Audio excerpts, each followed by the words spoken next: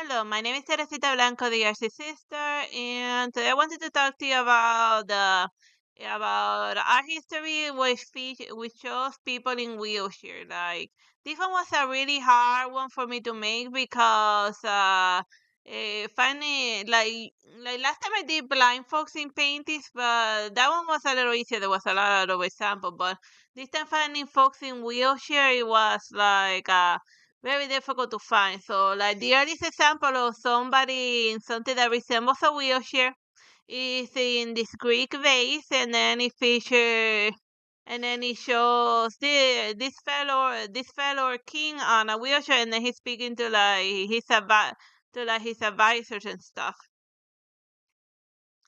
Next, we move on to the late Middle Ages, 1595, or like the start of the Renaissance, and then this is a blueprint of a wheelchair that was made for King Philip II, and it's not so much art and stuff, just like a diagram, folks being start wheelchair bound wasn't a subject matter that was often depicted in painting unless if it was like an important figure that wanted to appear with as he was and not like an idealized version of himself. This one is 1655 and it's a wheelchair that was designed by the watchmaker Stephen Farfre, and like as you can see the design, this wheelchair was work like a weird crank. It just looks like a very weird tricycle. Like just that you will crank it and it will push you forward. So yeah.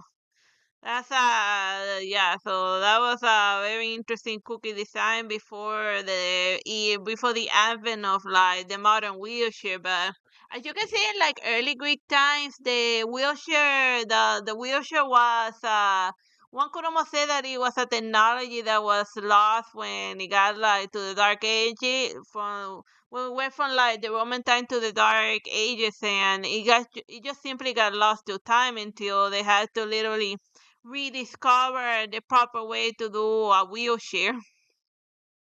This one is 1821 by Teodoro Garicaud, and it's a paralyzed woman being transported along in the street in a wheelchair.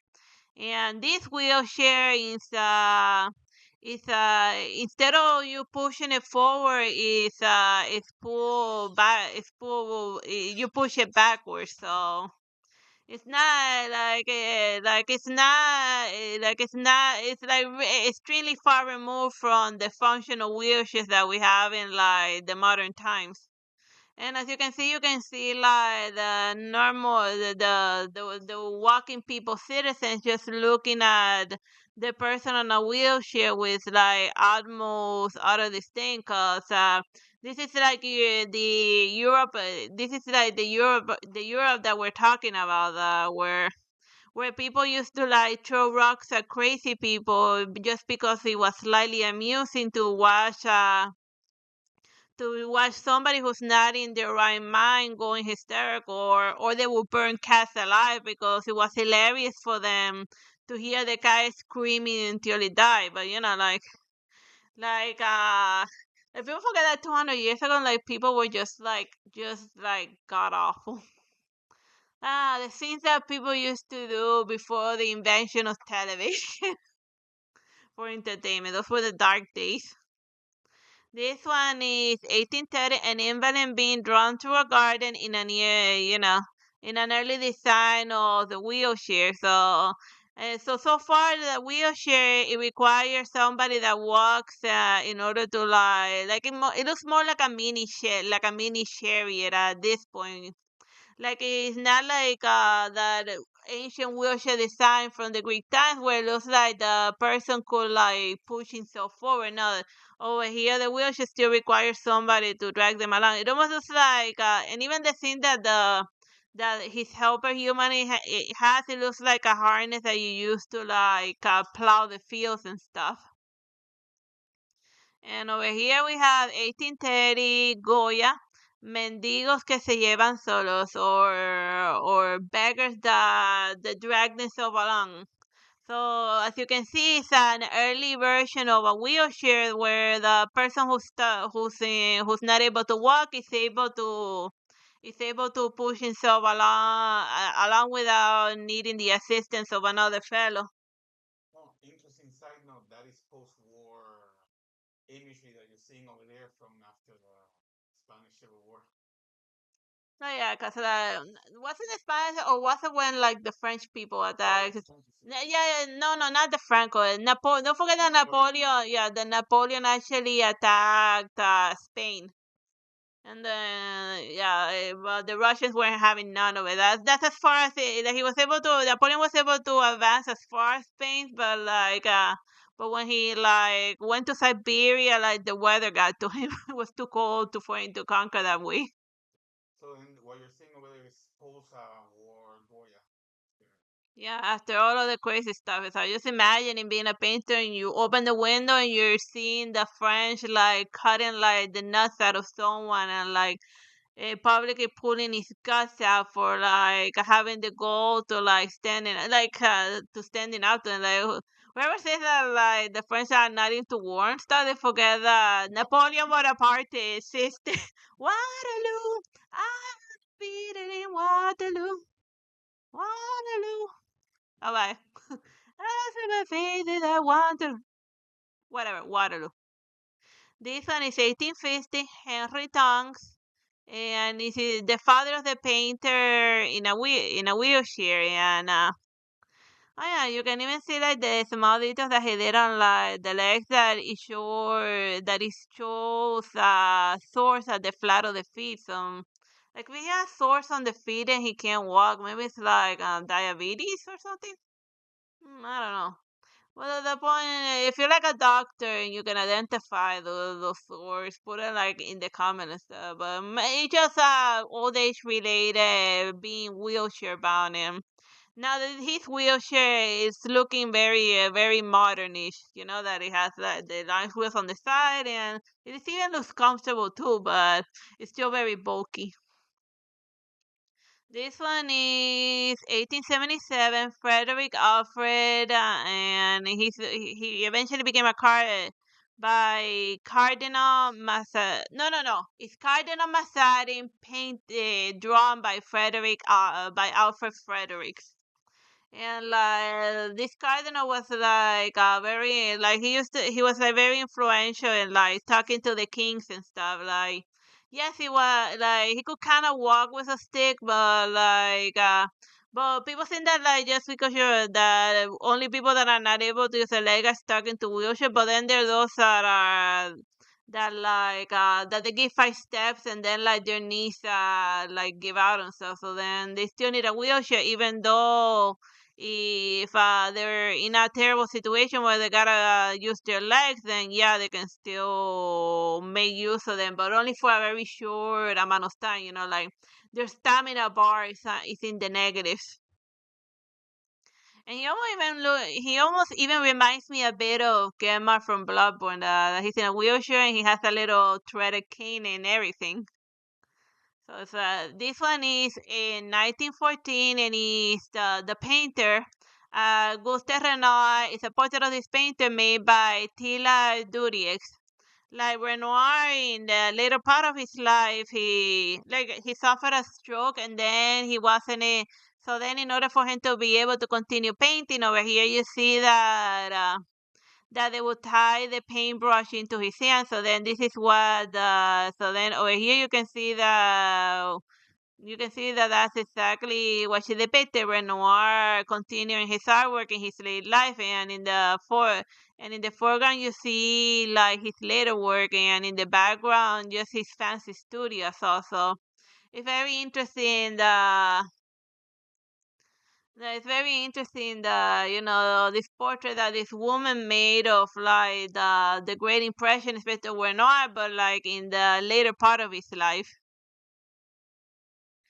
And this one is 1951. Frida Kahlo in a wheelchair with in her and she paint and it's a painting within a painting, cause like the other painting that she has there is the her doctor Faril. So then, if you zoom into her palette, what she has is like her like a huge beating heart, and like even the paintbrushes are like dripping blood and stuff, and it's like a very interesting way. It's a very interesting way that she depicted herself. That it was so that it was like very uncommon to show folks in wheelchair. Like they start showing up a little more in like modern time, but even in a modern day type of setting, like I look for it, I had a really hard time finding this couple of examples of folks in wheelchairs in paintings and sculptures, etc. This one is 1952. The Doorwagger in a wheelchair by Philip Everger. So then here's the maiden in a wheelchair, and she's being dragged along in the streets. And over here you see even like a kid leering at her, like, cause like anyone that even as late as the 50s, like people were like the normal, like the common folk were just terrible to people that had like disabilities and stuff, and yeah, it took a while for like the 50 was just like an awful time period. But then again, you can say that to like literally anything, to like the world all the time. It just depends where you're living.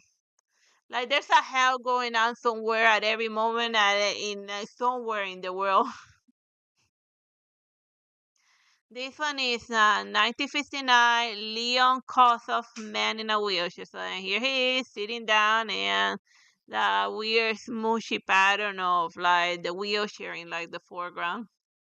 And his expression, he looks like very pain and stuff. It's a very painterly image, like expressionist type of stuff. This one is 1963, a Cubist painting by Roy Lichtenstein, Woman in a Wheelchair. And here's the chair, and you can kind of have see the wheel, and like her face is like broken up in pieces. But like Roy Lichtenstein, if you zoom in, you see like the little dots and stuff, which was his style of making it all comic book like. This one is 2015. Eh, George, and then it's just Baselis, and then it's this fellow trying. It doesn't show the wheelchair, but he's somebody that's on the floor trying to get back on his chair. So then they create like the impression of the chair based on like the emptiness created over there, like. But like over here, you can kind of see the hand that's standing on like the handle, and then the other shape of it. So then the illusion of the wheelchair is created by like the force of the clothing, and just how the figure is reacting to it. And he liked to like paint stuff upside down, and then here's like the back of the end of the wheelchair and stuff. And lastly, I wanted to mention Henry Matisse. He never painted or did did any collages of people in wheelchair, but like folks asked me to like mention Henry Matisse, cause they say that he's like like a famous artist that like worked from like the wheelchair and stuff. And in the later part of his life, in 1941, he suffered abdominal cancer. And after suffering through the surgery, he left him like wheelchair bound. And since he suffered from a lot of physical infirmity, he started like making art and stuff using like over there collages. So all of his famous little collage stuff were made in like the later part of his life. But he also continued to make paintings and stuff, cause he didn't just limit himself to one style of painting, cause that's what Matisse was famous for, was for his constant experimentation and reinventing himself based on the times or or illness, in this case, cancer and all. So then here's A Woman in a Chair by Henry Matisse. This one is 1943. The circus, and it shows a guy eating glasses. This one is Lemons and Mimosas, 1944, like a nice still life. And this one, 1952, and it's an untitled blue painting, but well, not a painting. This is one of like his paper cutouts, and it's showing like a classical pose of a maiden. And this one in 1952, one of his very last works, cause he croaked in like, cause he like died around like the 50s and stuff. And it's called the King of Sadness. And like in the foreground, you see somebody like playing a guitar, and I guess maybe over here, this guy is the king who's listening to their music and stuff, and just and it's just a very tense type of painting.